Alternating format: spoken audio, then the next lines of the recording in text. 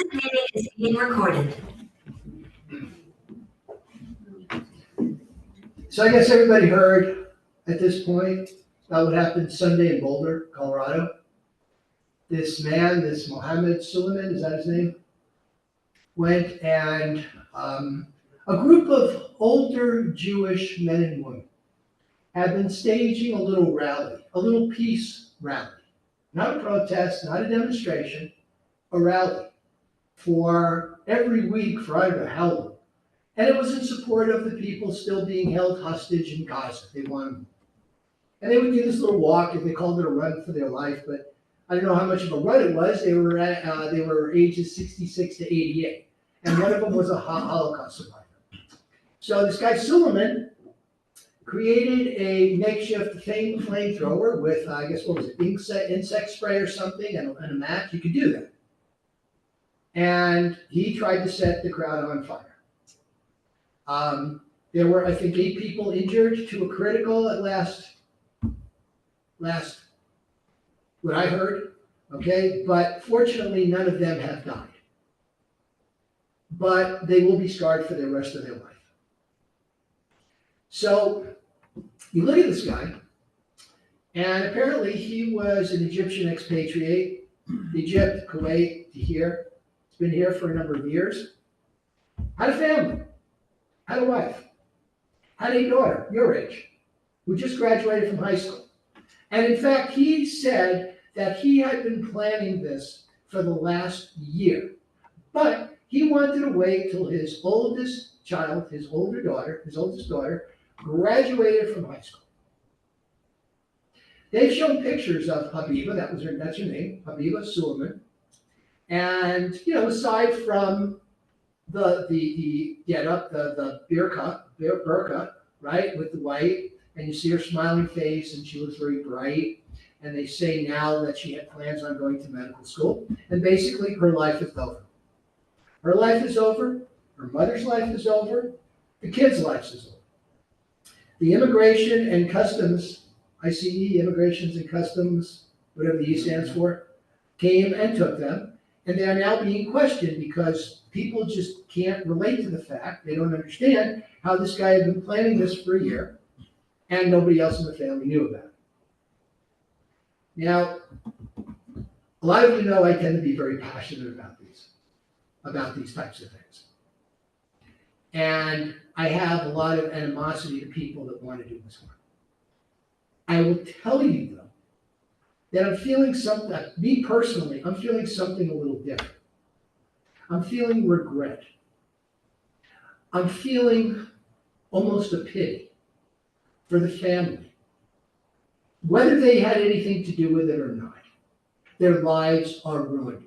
Because this man, his value set said, I'm going to go and I want to kill some Jews because I don't like what's going on in Gaza.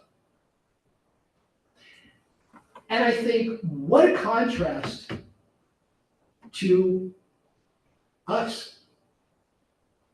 We've spent the last 45 minutes singing songs about peace, right? Hine matov, matovu, how good it would be. How goodly are your dwellings of Jacob. Hine matov, right? What does that mean? It means how great it would be if everybody on this planet lived together as brothers and sisters. That's literally what it means. What did Micah say? It's in our readings. Love justice, do justice, love mercy, walk humbly with thy God. What else do we learn in Judaism? Honor the stranger. Help the widow, the orphan, and the proselyte and Levite people that don't have their own needs. Help them out. If your brother or sister is in dire straits, give them money. Give them money. If they don't pay it back in 7 years, okay, you've done a good job. That's what we believe. What did this person believe? I have to wonder. When our ancestors used to go from one place to another, what did they do? The first thing they did was what? They set up a synagogue. I mean, of course, they found a place to live. They set up a synagogue. And they got together a community. And they supported each other. Okay? Every person by themselves, that's not a Jewish concept. We don't believe that. We don't believe it's every person for themselves. We believe to help each other. That's why we have all these foundations, all these agencies to help people. That's what we do. Where was this person's community and what were they saying? I'm going to assume he was Muslim. Now, you know what the three pillars of Islam are? Anybody know? Okay, very simple. Prayer, fasting, and charity. That's Islam. Those three pillars. I didn't see any of that. And I'm not demeaning another culture. I'm just asking a question. Where were they? Where are these people that are saying war isn't doing anything? This can be solved without bombs, without bullets. It can be resolved. Ariel Sharon in 2005, and I always have been proud if it really was if he was a prime minister. In 2005, he told the IDF to go into Gaza and physically remove, and they did, all the Israeli settlers. Were giving it to the Palestinian Authority. We're going to give them that land. Knowing that in the past there's been a lot of conflict. But he took a chance. Yitzhak Rabin wanted peace and he paid for it with his life. And I'm sure if you asked him, he'd say, I'd do it again. Because that's who we are. Why aren't they like that? I gotta wonder. What are their values that a man would put his whole family at risk to accomplish? And I don't know what he accomplished. I do not know what he accomplished with this.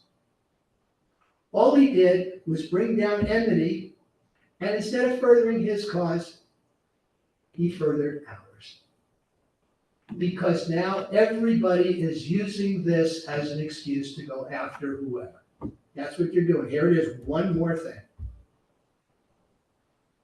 And you had, now I'm not going to get into that, it's political. But there are people that are saying our hearts are with you and we feel bad. And I'm not going to mention any names. I'm not going to mention any affiliations. I'm just going to say, I don't believe you. That's all I'm going to say. I know there are people out there that support Israel. I do. And we know them. And we know who they are. And we know there are people that think that Israel is doing a horrible thing. Take Deborah Winger. We all know who Deborah Winger is, right? Officer and a Gentleman, Terms of Endearment, right? What was that French movie with Billy Crystal? Where like he's trying, like his father dies, like he wants to bring his father to France to bury him because he fought in the war, and then they lose the body, and she's like the airline customer service person, and they get romantically involved. Deborah and I were in Israel at the same time. We were the same age. And when I was working on a kibbutz, she was in some type of scout program, and she was going to go into the IDF. And the reason I'm mentioning her is because she mentioned herself. She got on social media, and she said, I have wised up to all the lies that Judaism taught me when I was a kid. Deborah, what lies? Help the poor? Are you saying that's not what we're doing in Gaza? Are you saying that Israel isn't pausing their fighting to bring in aid trucks? And the reason it's happening so slowly is because they want to make sure Hamas doesn't get a hold of it to feed their fighters and shoot people in the back that are innocent civilians that are trying to get it? Is that what you're objecting to?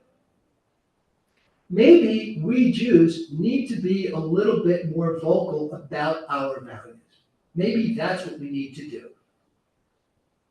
When I was a kid growing up, and we were reading, and we had all these Disney movies. And I think it was the book, and they had all these Disney movies made into books. I think the book I'm thinking of was Monkey Go Home with Dean Jones. Anybody remember that one?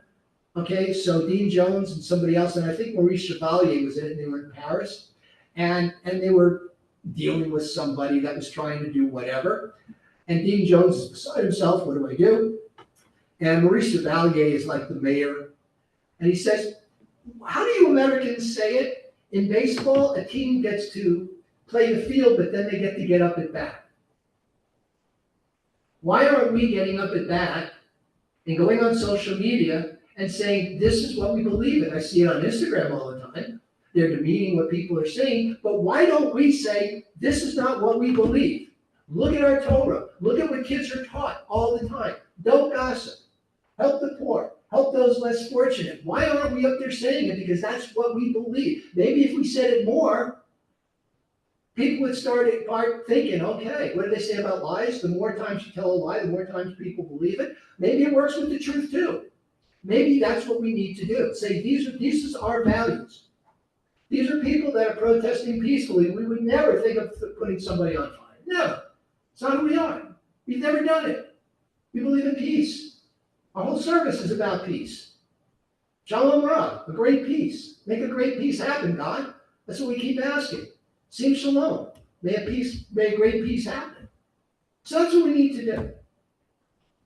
And yes, I still have some bad feelings for these people, but at the same time, you know what they say now, two things can be true at once. You've ruined a perfectly good family. Think, look at your heart, look at what you really want to do, and there's always a better way to do it, always. And let's remember that. When we're angry, when we're upset, right? What does the Torah say? Don't take vengeance. Don't hate your fellow in your heart. These are words of the Torah, and these are words that we live by and that we need to live by.